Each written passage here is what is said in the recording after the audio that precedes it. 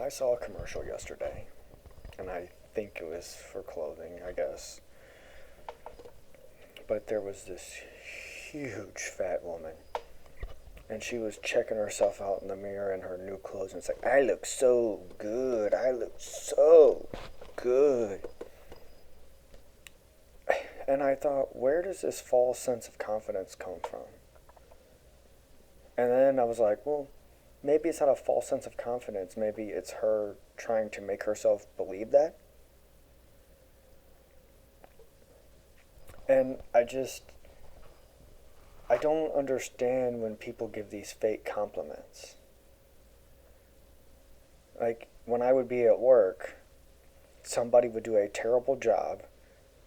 They would ask, how did I do? And everybody's like, you did so good. You were so great. I couldn't have done it better myself. And I'm just watching and like, why are they lying? That makes no sense to me. Because people quickly figured out at work that if you don't want the truth, you don't ask me. Because if you ask, how do you think I did, Kevin? Did I do a good job? If I don't think you did a good job, I'm going to say, no, you did a terrible job. And this and this and this and this is why. You ask. Don't ask if you don't want to know the truth. And so people quit asking me. And with social media, you see people constantly commenting on, like, I just hear others talk about this because I don't do it. But I hear that other people comment about photos and videos and how amazing they look and how great they are, even though they look terrible and they're not great at all.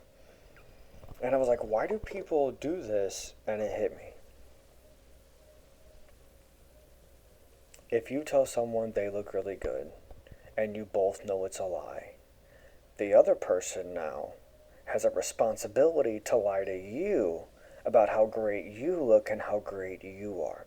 So really, when people are giving these false compliments, they're doing it for a very selfish reason, so you reciprocate and you give the false compliments to them as well. Another thing that I see is somebody gives me a compliment, I say thank you, and I move on. Right? Whether I agree, disagree, it's irrelevant. I say thank you, and I move on. And I'll see a lot of people say, no, no, I don't look good today, or no, I didn't do a good job. And then everybody piles on and tells them how great they are. And it's just compliment after compliment after compliment. And people are like, I don't like compliments. I'm like, then why didn't you shut it down? Because if you really don't like compliments, you say, thank you. You move on. Because they're going to say, you're welcome. If you say, no, I'm not that good looking, they'll be like, yes, you are. You're so good looking. Or, you did a good job. No, I didn't do that great of a job. You did such a good job.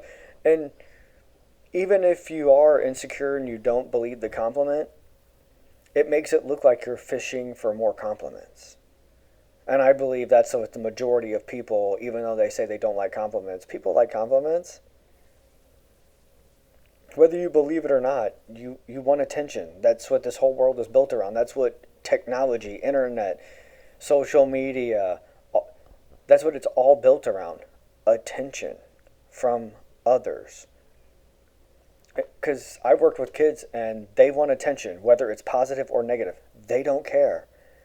And with adults, it's not about being positive or negative. It's about being true or untrue. They don't care. They just want attention. Whether you're saying how amazing they look and they're the fattest they've ever been, they don't care. Whether they're actually in the best shape of their lives and it's warranted, it's irrelevant. They want that compliment no matter what. And so I guess this world is so fake that you can't even tell when someone means a compliment. And that's what I prided myself on. When I worked in the middle school, the young men that I worked with did not care what those women said to them.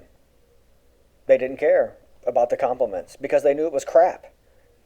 Because we would be in a classroom or be in the gym and the boys would be arguing the whole time and we're having to get on them.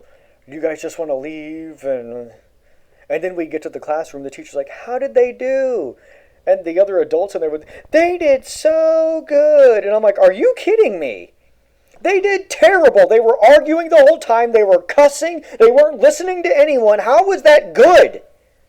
And then the other adults would be like, well, I guess they weren't that good. And I'm like, and so the young men did not care what those women said. They'd be like, you did a good job. And they would look at me. And like, did I do a good job? And I'd be like, yes, sir, you did. Or, no, sir, you did not. Because I'm not there to make them feel good about themselves. I'm there to help guide young men into adulthood. Not lie to them and make them worse adults. Because that's what you're doing by lying to people. If you lie to someone, they don't know they're messing up. They don't know what they're doing wrong, so why would they change?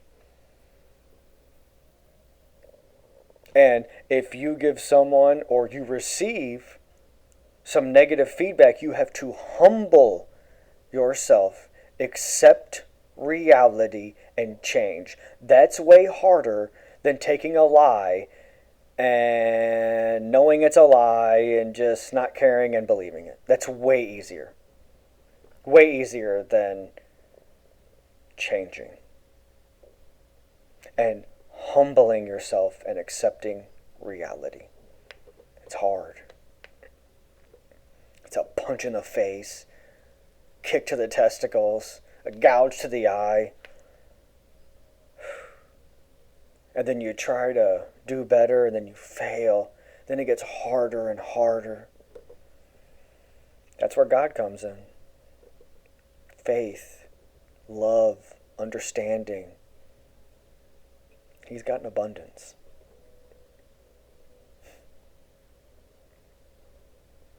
It's what he does. He can strike too.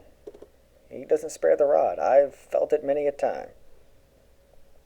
But it comes from a place of love. And from a place of compassion. Because he is using the rod to help change your behavior because other things sometimes don't work on people. I'm a very stubborn individual. Sometimes I am forced to take the rod because nothing else gets my attention. If you're that person, learn from your mistakes so the rod gets used less.